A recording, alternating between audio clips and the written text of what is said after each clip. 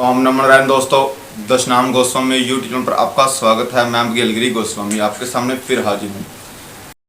सनातनी हिंदुओं को बांटकर खत्म करने की बहुत ही घिनौनी साजिश का पर्दाफाश आज मैं आप लोगों के सामने करने जा रहा हूँ। देश के सनातनी हिंदुओं, इस सच को बार बार शेयर करो तथा सच सभी को बताओ। भारत की सभ्यता और संस्कृति के विकास के संबंध में कई तरह के दावे पेश किए जाते हैं। एक अध्ययन के दौरान यह दावा किया गया है कि हड़प्पा सभ्यता यहाँ के लोगों ने ही विकसित की, आर्य विदेशी थे। अब इस बात पर सवाल उठने लगे हैं। भारत में आज भी यही थ्योरी पढ़ाई जाती है कि आर्य आक्रमणकारी थे, लेकिन अब भारत में आर्कियोलॉजिकल सर्वे ऑफ इंडिया की खुदाई से जो नए तथ्य सामने आ रहे हैं, उससे एक बार फिर यह साबित हो गया है कि आर्यों के भारत पर हमला करने की बात सही नहीं है। मुंडक उपनिषद में लिखा है, सत्यमेव जयते, अर्थात सत्य की ही विजय होती है। भारत में अंग्रेजों और वामपंथी इतिहासकारों ने हमेशा ये कहा है, आर्य भारत के मूल निवासी नहीं थे, आर्य विदेशी थे। उन्होंने भारत पर आक्रमण करके यहाँ कब्जा कर लिया और भारत के मूल निवासी आर्यों के हमले की वजह से भागकर दक्षिण भारत चले गए। यह भी कहा जाता है कि आर्यों ने भारत के मूल निवासियों को अपना गुलाम बना लिया था। भारत के आज भी यही थ्योरी पढ़ाई जाती है कि आर्य आक्रमणकारी थे, लेकिन जब भारत में आर्कियोलॉजिकल सर्वे ऑफ इंडिया की खुदाई में जो नए तथ्य सामने आ रहे हैं, उसमें एक बार फिर यह साबित हो गया है कि आर्यों के भारत पर हमला करने की बात सही नहीं है। आर्य भारत के ही मूल निवासी थे। भारत वर्ष में ही आर्यों की मातृभूमि है। उत्तर प्रदेश के बागपत जिले में सिनौली के इसी वर्ष फरवरी में आर्कियोलॉजिकल सर्वे ऑफ इंडिया ने खुदाई शुरू की थी। इसी खुदाई के कुछ दिन पहले 2 रथ मिले और यह एक बहुत बड़ी बात है। पहली बार भारतीय उपमहाद्वीप प्रांतों से जुड़ी किसी खुदाई में ये रथ मिले हैं। भारत, पाकिस्तान, बांग्लादेश, नेपाल और श्रीलंका को भौगोलिक रूप से भारतीय उपमहाद्वीप भी कहा जाता है। यानी आज तक इस हिस्से में कभी भी रथ नहीं मिला था। यह भारत की बहुत बड़ी ऐतिहासिक घटना थी, लेकिन लोग इस घटना को महत्व को समझ ही नहीं सके। यह घटना भारत के डीएनए से जुड़ी है, इसलिए आज हम विस्तार से इसका विश्लेषण करेंगे। आर्कियोलॉजिकल एक्सपर्ट का जो कहना है कि रथ महाभारत के समय के हैं। इन रथों के पहियों में बहुत अच्छी क्वालिटी के तांबे का इस्तेमाल किया गया। यानी वजह है कि रथ का ढांचा इतने वर्षों के बाद भी सुरक्षित है। ये रथ करीब 4500 वर्ष पुराने हैं। अब तक भारत में सिंधु घाटी सभ्यता को सबसे प्राचीन माना जाता था। कई इतिहासकारों का मानना है कि आज से 3300 वर्ष पहले आर्यों ने हमला करके सिंधु घाटी के लोगों की सभ्यता को खत्म कर दिया।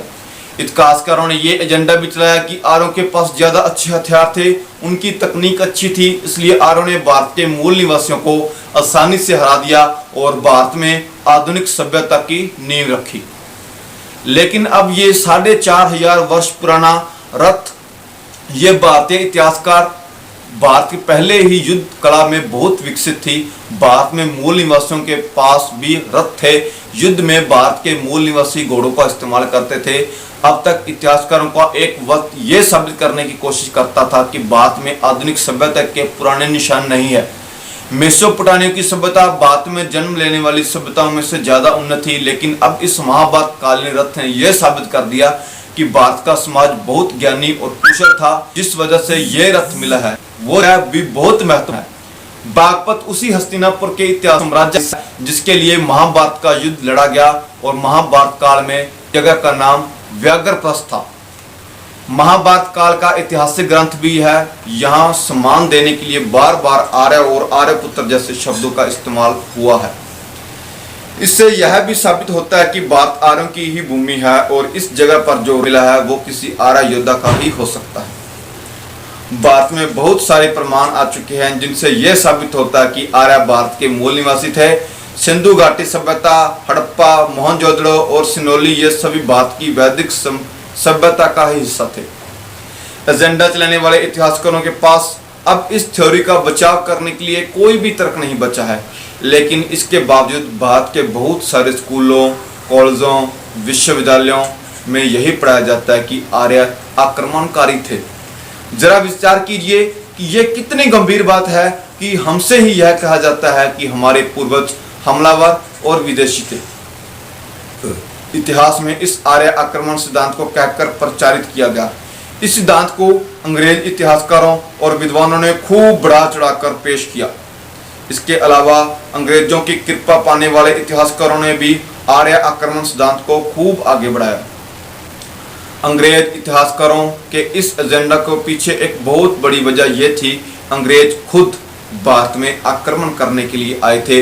अंग्रेजों ने आर्यों को हमलावर बताकर यह साबित करने की कोशिश की कि भारत के जो लोग अंग्रेजों का विरोध कर रहे हैं वो खुद ही हमलावर हैं और विदेशी मूल के हैं, इसलिए उन्हें अंग्रेजों का विरोध करने का कोई भी हक नहीं है।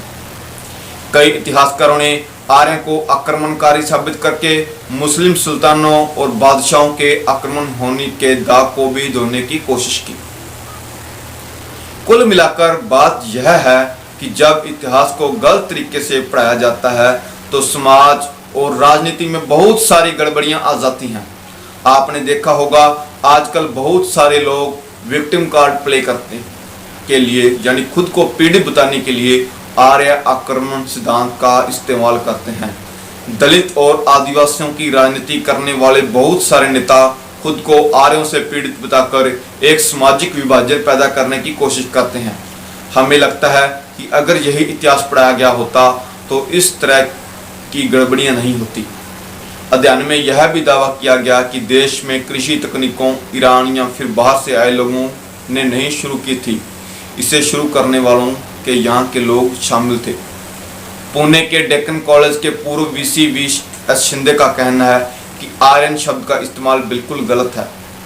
उनका मानना है कि भारत में जो लोग बाहर गए और कई देशों में जाकर बसे, उन्होंने कहा कि तुर्कमेनिस्तान और ईरान के लोगों के उस वक्त के कंकाल का मिलान करने पर भारत के लोगों का संबंध वहाँ के लोगों से मिला, जिससे इस दावे की पुष्टि होती है।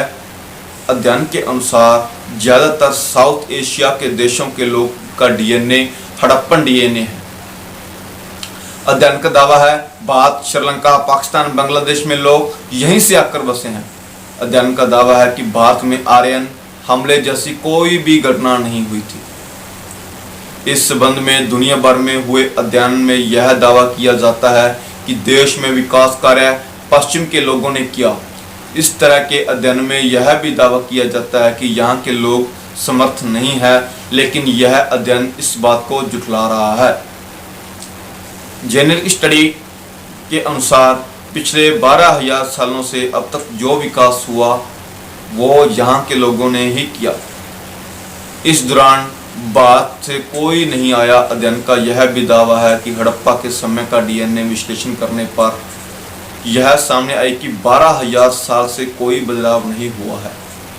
सारे लोगों का मूल अध्ययन का दावा है कि पूरी साउथ एशिया के लोगों के पूर्वज एक ही हैं। इसके अलावा अलग अलग धर्मों के लोगों का मूल एक ही है, वो है सनातन। इस दौरान खुदाई में हवन कुंड जैसी चीजें मिली है। हमारे ऋग्वेद में वैदिक लोगों का जिक्र है।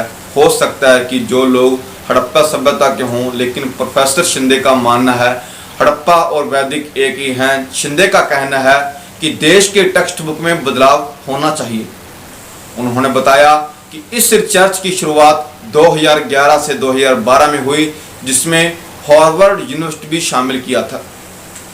बताया जा रहा है कि इस दौरान 3 से 4 करोड़ रुपए का खर्च भी आया है। उन्होंने कहा कि सेल जर्नल ने इससे संबंधित पेपर पब्लिश हुआ, जिसमें माना जाता है कि दुनिया भर के वैज्ञानिक समुदायों ने इस स्टडी को स्वीकार किया। उन्होंने कहा कि इस अध्ययन से संबंधित जानकारी हम सरकार को भेजेंगे, साथ ही प्रयास करेंगे कि अध्ययन से प्राप्त जानकारी टेक्स्ट बुक में आ सके। आपको बता दें कि वैज्ञानिकों ने हरियाणा में राखीगढ़ी गांव में हड़प्पा सभ्यता के कंकालों का डीएनए टेस्ट किया, जिसके आधार पर हुए रिसर्च के दौरान यह जानकारियां सामने आई हैं कि कोई भी आर्य आक्रमण साउथ एशिया के लोगों का नहीं हुआ है। ओम नमो नारायण। जय हिंद, जय सनातन, जय श्री राम।